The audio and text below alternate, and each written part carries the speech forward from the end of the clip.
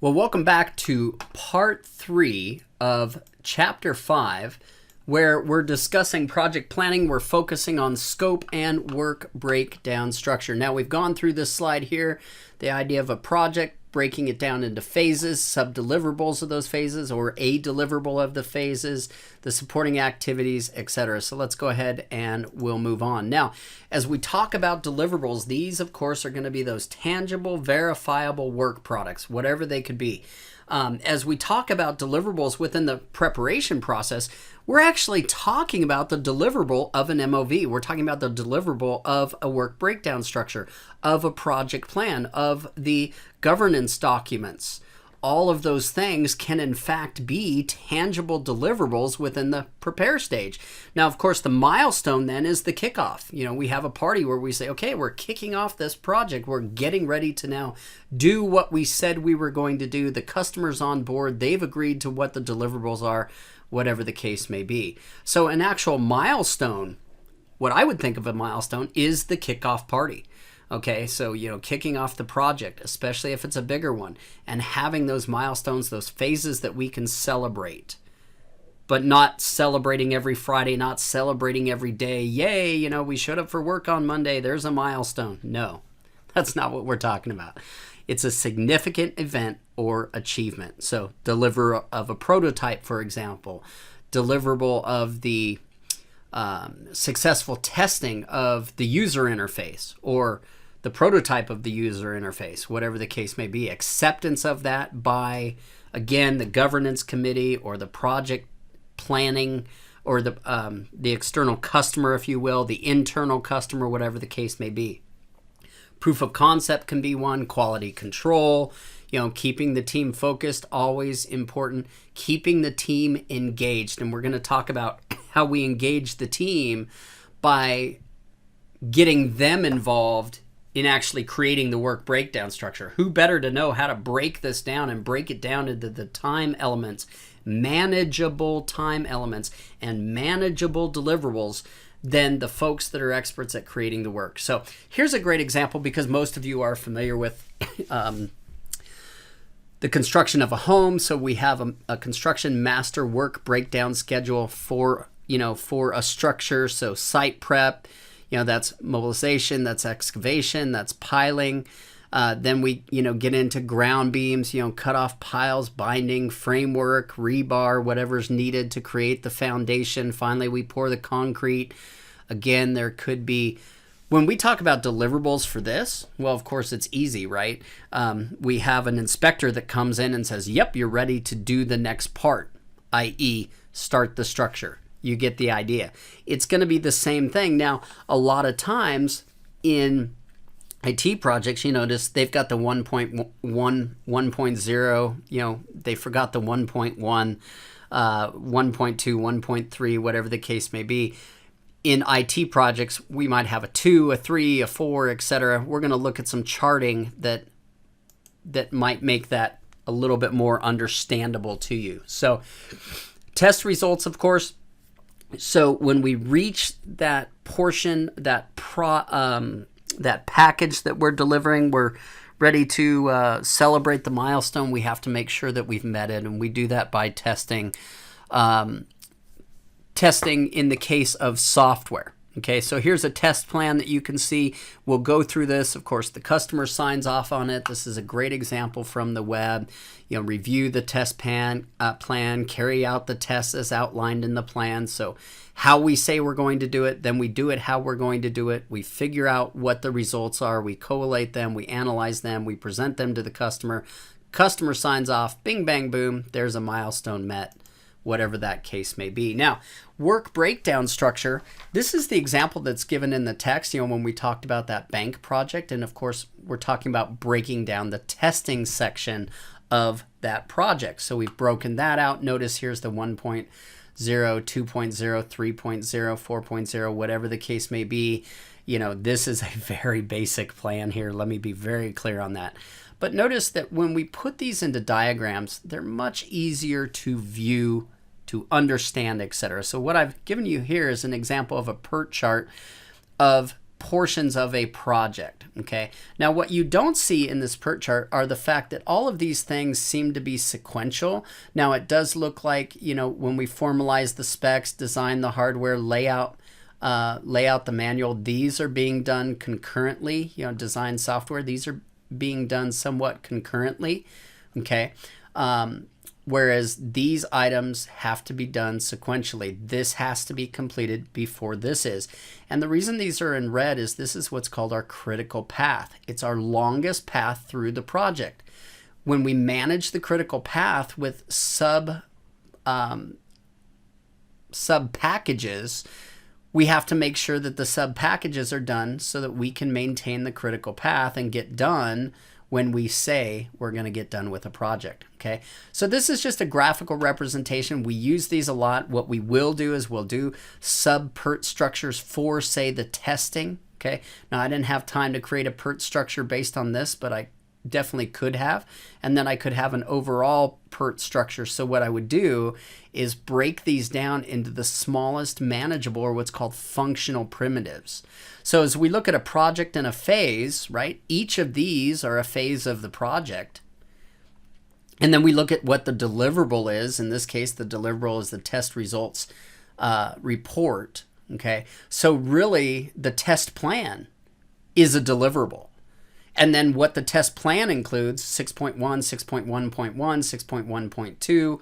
This is just giving you an example of how this works. Here's the deliverable, here's the activities and tasks, you know, here's the milestone, the client signs off, approves it, etc. for, you know, that deliverable within the phase. Okay. Again, I like phases to be small enough that we can do the work within the phase, have some sort of milestone celebration. So testing is complete. Again, don't like this milestone.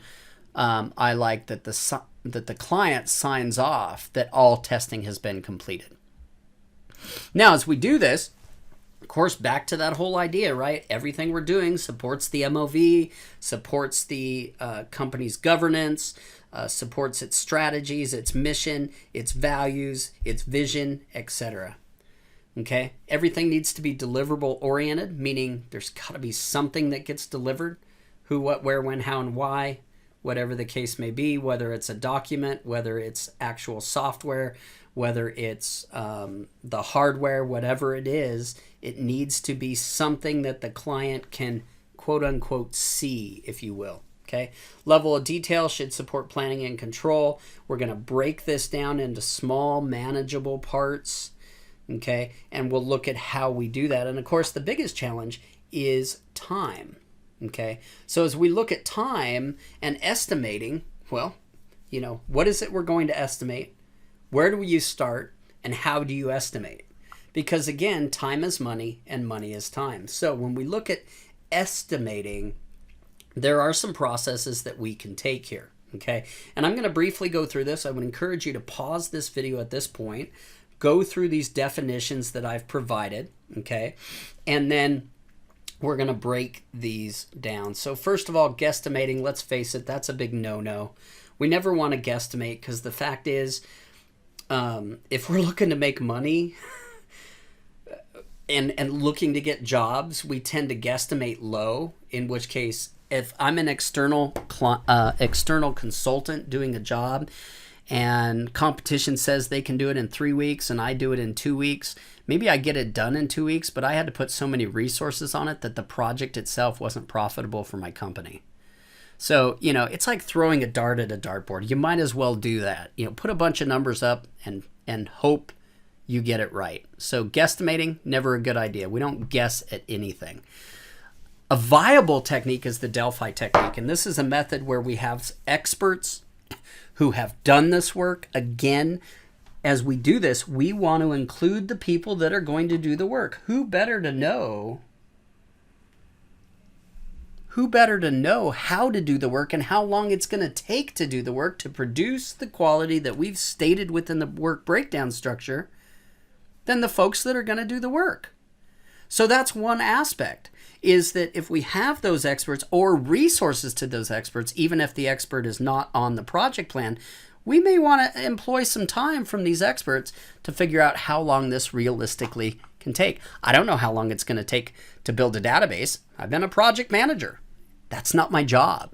My job is to go to the experts. And this can be very time consuming, but it tends to give us really great, accurate ideas of how to do this. Now, another way to do this is just to allot what the team determines, okay, is enough time to do it. Now, if you notice, we don't get to just decide this, okay? This idea of just throwing a dart at a board and saying, you know what, it's going to take just 2 weeks to build a database. So you all have 2 weeks. The problem with that is, as you can see, can demoralize a team if not used effectively. And what I mean by that is, if we're suddenly giving requirements that simply can't be met, our team is going to get really discouraged really quickly. So if we're going to time box, let's still go out and figure out a viable time, and if anything, make sure the team agrees to the box of time. That's important. We get their commitment. Again, by including the people that are going to do the work, we're getting their commitment that they can meet these requirements within the time that they've said they can do it. So if suddenly they get behind, it becomes their responsibility with some help from the project manager, with good, effective communication if things are getting behind. A top-down method involves starting with the project. Now, the challenge with this is we say, okay, here's what we want to get done, and we want to get it done in 2 years. Great. Now what we can do is break that down into products that are delivered, packages, and how much time each package is going to take. Okay. Now we could feasibly do this also based on other projects that we've done that are very similar. Okay. So this is still a viable way to do it. Top and middle managers determine overall project schedule or cost. The problem with that is they're not the ones doing the work. So they give us this directive and maybe we can't meet it. Okay. So I had a very large project fail at a company. We were doing a document management system because management was like, we got to get this done within 3 months. And there was no way we were getting it done. We could spend 3 months just re-engineering the actual process that was in place that we were going to modernize with technology and IT. Okay. And what happened? It failed. What happened? We started from the beginning again. We finally did it right, and we had a project, but we wasted a lot of time and a lot of money based on people making decisions who did not have. They were basically guesstimating. Now, bottom up, of course, as you can imagine, takes more time. We start with the work breakdown structure. We've broken down the work. We're looking at time. We're looking at expenses, but we're looking at them very closely. We're getting the people involved that are going to work on that portion of the package, the time they need, the resources they need, the money they need. But as you can imagine, this takes more time. But remember what I said, the more time we plan, the less time we'll end up spending executing. So plan, 80-20, 80% of your time planning equals 20%. What happens is when we get to 70%, we don't suddenly get to 30% of time. We get to 70% and 40% in execution. So we end up going over. Okay. So bottom up does work, but it's time consuming. I like bottom up. I'm a detailed person. I want to know what I'm getting my team into. As we look at implementing gamification techniques, so like, gaming techniques into project planning, that creates this inclusive and this play and this communication and this camaraderie. That's why we see it's working so successfully when we create project teams. And one way to do that is poker planning. And that's where we literally take a deck of cards. We have the folks that are going to do the work, hopefully, or the experts in the work that have done the work. They throw out a card. We look at the card. We look at the Delphi. If they're close, we can average. We can use the top one if we want. So one person says 8 days, another person says 10. We go, oh, you know what? We can get this done in 9. Or we could say, that's so close, everybody. We're gonna say 10, if it fits in the ultimate project timeline, right? But by doing that, if we need to, if we suddenly have this huge variance, we can talk about it. Some person says, well, I've actually done this 4 times within 5 days. So Bill hasn't done it. He's saying 10 days. Now suddenly we have this interaction. And then the person who does it in 5 says, well, if Bill's going to do the work, then Bill needs to be given the 10 days he feels. Okay. Susan comes in and says, I can do it in 7 and I've done it 10 times in 7 days. Then maybe we use Susan. Okay. So again, we continue this process till we finally get and reach a consensus. And that's an agreement that the team is deciding, or the sub-team of the project team who's doing the work is agreeing they can do that work. And that holds them, that gives them the responsibility to meet that. That's what creates the inclusivity. If we're going out to the customer and saying, hey, what do you think? And they've never done the work. They're of course going to say, well, we need it when? We need it yesterday. So we know we can't deliver it yesterday. We know we can't deliver it today. We look at what the constraints are and we come up with a good time. So don't guesstimate, never guesstimate.